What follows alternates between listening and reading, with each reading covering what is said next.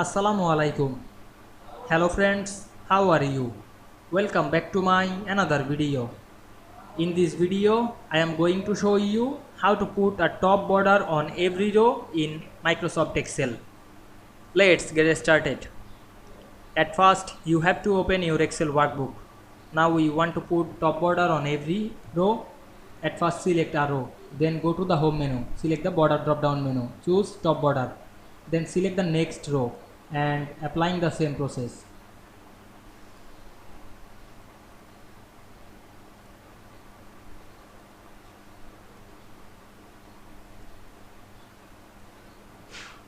Then go to the file menu, select the print option and check the preview.